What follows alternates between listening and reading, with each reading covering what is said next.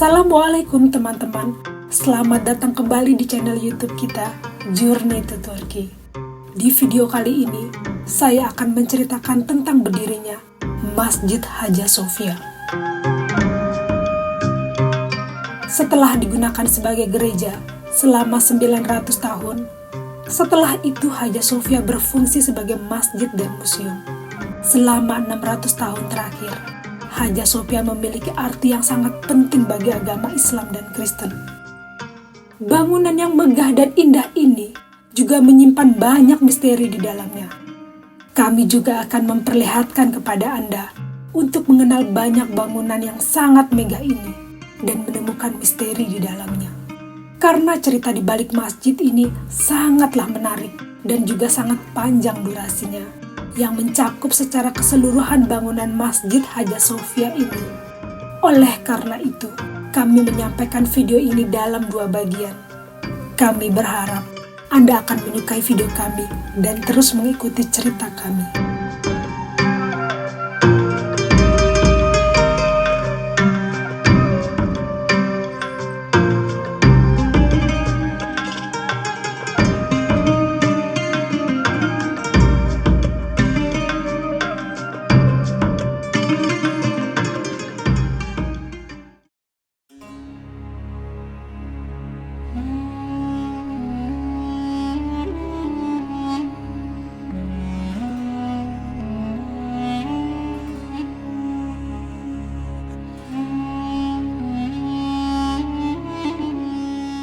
Hagia Sophia merupakan sebuah keajaiban arsitektur yang dibangun di lokasi yang sama sebanyak 3 kali.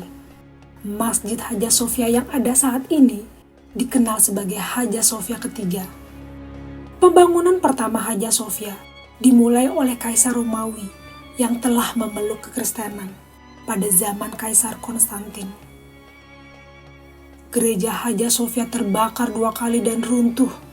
Hagia Sophia ketiga dibangun oleh Kaisar Bizantium I, yaitu Justianus, antara tahun 532 sampai tahun 537. Namun, pada tahun 1204, selama Perang Salib keempat, tentara salib yang menaklukkan Konstantinopel juga menjarah Hagia Sophia bersama seluruh kotanya. Bagian-bagian Hagia Sophia mengalami kerusakan parah dan sebagian kubahnya runtuh.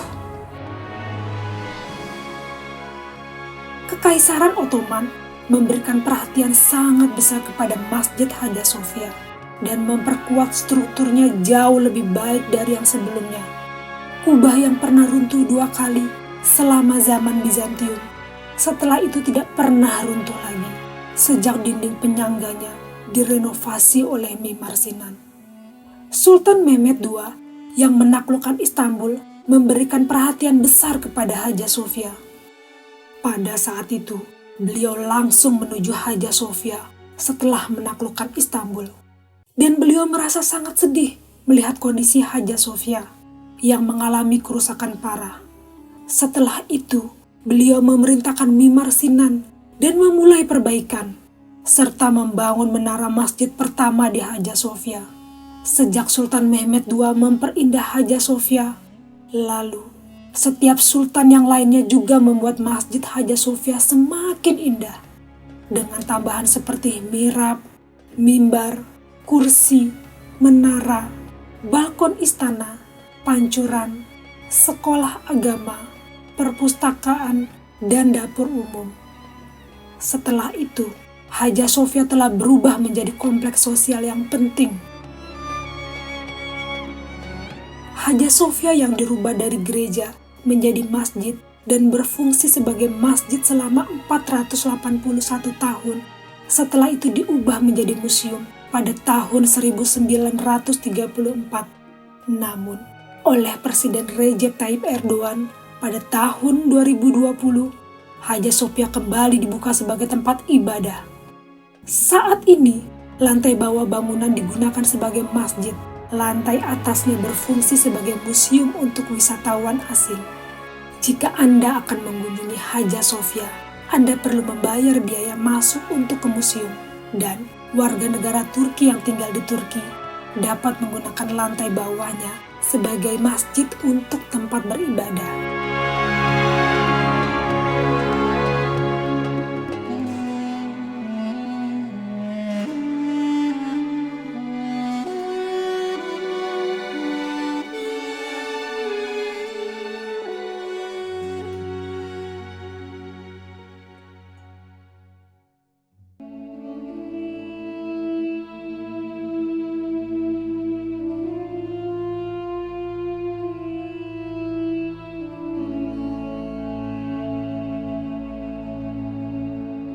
Banyak kisah misterius yang diceritakan tentang pembangunan Hagia Sophia dan juga masa ketika Hagia Sophia masih sebagai gereja. Ketika tanah digali untuk pembangunan Hagia Sophia, tiba-tiba air memancar keluar dari bawah tanah. Selama sebulan penuh, api dinyalakan di dalam pondasi dan timah dilelehkan. Setelah bertahun-tahun, timah-timah itu tetap stabil di dasar pondasi sampai seorang insinyur Bizantium bernama Ignatius bersama dengan 40.000 pekerja membangun tiang lengkungan dan kubah di atas pondasi timah. Banyak batu berharga dari 7 iklim dunia digunakan dalam pembangunan Hagia Sophia. Berbagai macam marmer dan batu dari berbagai negara diangkut dengan kapal. Perhatian diberikan dalam pembangunan masjid ini begitu besar, sehingga hanya setengahnya saja yang selesai dalam waktu 7 tahun. Menurut sebuah cerita menarik, pada malam yang membawa kabar kelahiran Nabi Muhammad SAW, gempa bumi terjadi dan meruntuhkan kubah-kubah Hagia Sophia. Sekitar 300 pendeta dikatakan pergi ke Mekah untuk mendapatkan air liur Nabi Muhammad SAW. Tanah dari Mekah dan air Zam-Zam yang kemudian digunakan untuk perbaikan kubah. Kubah yang diperbaiki dengan air liur Nabi ini dianggap lebih indah dan bersinar daripada bagian lainnya. Setelah penaklukan Istanbul, Sultan Mehmed II menggantungkan sebuah bola emas di tengah kubah besar dengan rantai, dan beliau mengatakan kubah ini diperbaiki dengan air liur Nabi Muhammad SAW.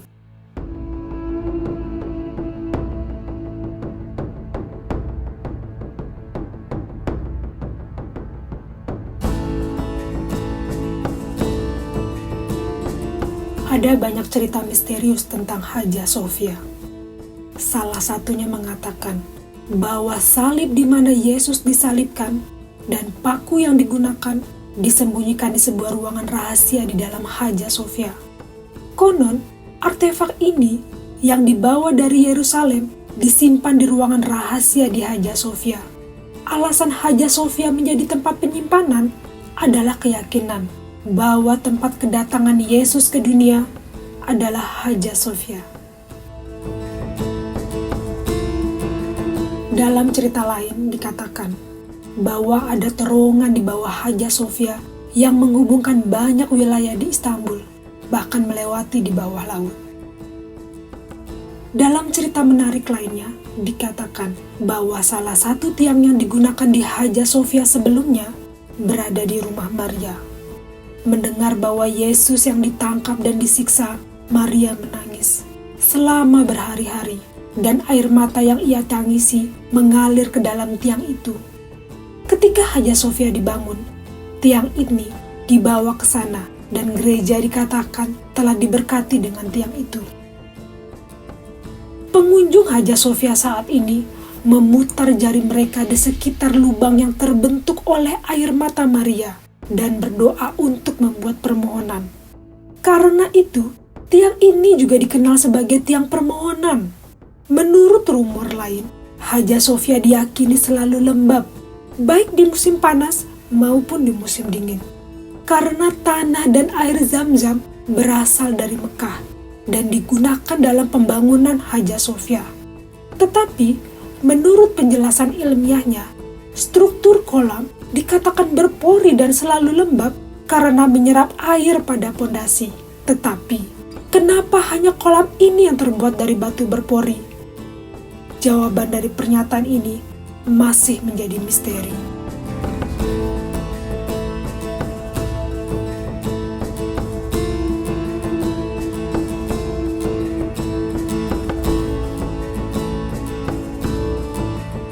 Juga dipercayai bahwa Hagia Sophia tidak boleh disentuh. Dandolo dari Venesia adalah seorang komandan yang sangat serakah dan terkenal. Selama Perang Salib keempat, atas panggilan Paus, ia menjara dan membakar Konstantinopel. Orang-orang Bizantium memperingatkan Dandolo bahwa kota ini dilindungi. Jika Anda menaklukkan kota ini, Anda akan mati. Namun Dandolo tidak mengindahkan peringatan tersebut. Meskipun berhasil menduduki Konstantinopel, tetapi tidak lama kemudian, beberapa waktu setelahnya, ia meninggal di kota ini. Setelah kematiannya pada tahun 1205, Dandolo dimakamkan di lantai atas Hagia Sophia. Namun, diklaim bahwa ketika kota itu tersebut direbut kembali oleh orang-orang Bizantium, makamnya dibuka dan tulang belulangnya dilemparkan ke Selat Golden. Namun, setelah penyelidikan yang dilakukan 800 tahun kemudian, diketahui bahwa makam Dandolo sebenarnya terletak di dinding Hagia Sophia, menghadap ke arah Yerusalem. Batu nisan makamnya masih berada di Hagia Sophia hingga saat ini. Di atas pintu masuk utama Hagia Sophia terdapat sebuah peti mati. Peti mati ini dikatakan milik Putri Sofia terakhir dari Bizantium. Namun, legenda mengatakan jangan pernah menyentuh peti mati ini, sebab jika peti mati ini disentuh, akan terjadi suara gemuruh dan seluruh bangunan mulai berguncang. Diyakini bahwa jika peti mati ini diganggu, Hagia Sophia akan runtuh. Legenda ini juga diterima oleh budaya Turki. Para penguasa Ottoman tidak pernah mengganggu peti mati tersebut.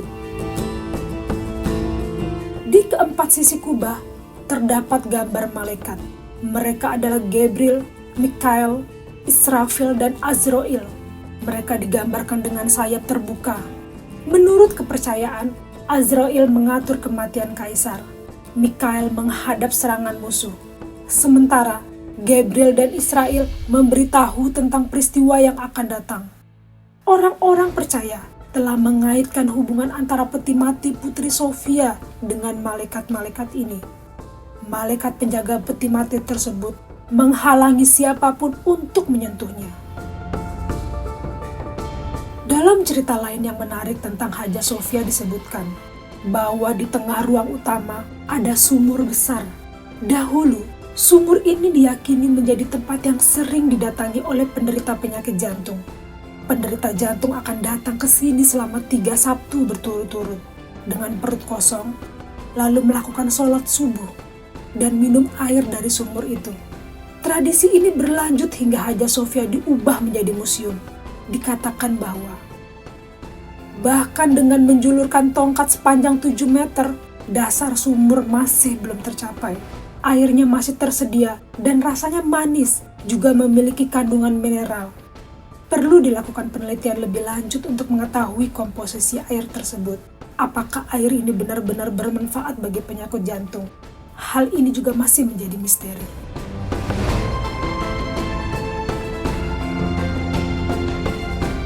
Dalam cerita-cerita tentang Hagia Sophia juga disebutkan tentang pintu-pintu misteriusnya.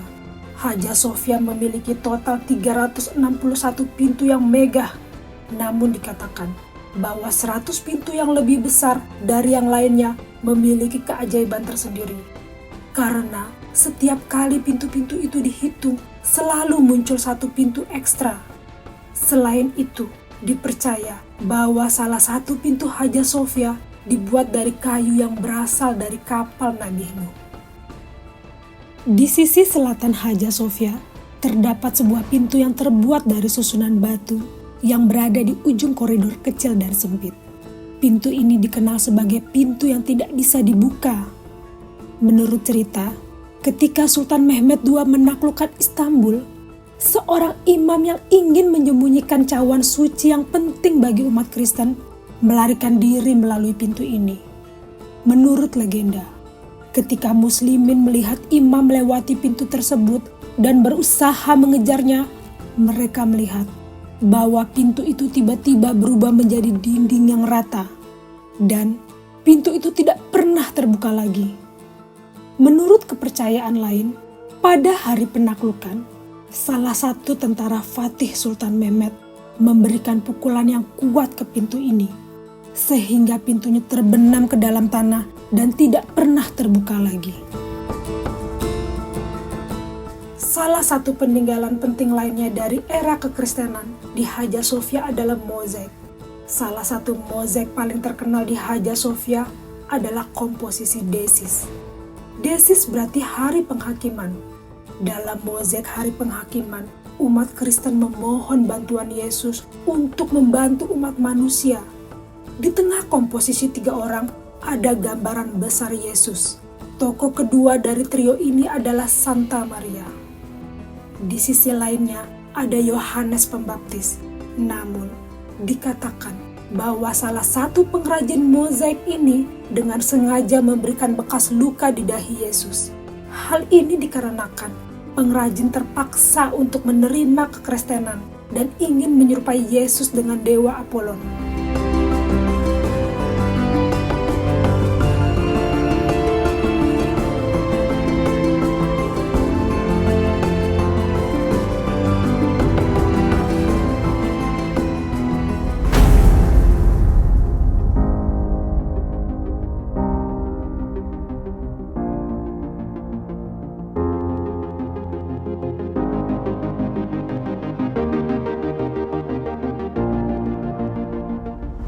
Hagia Sophia adalah salah satu bangunan arsitektur paling penting di dunia.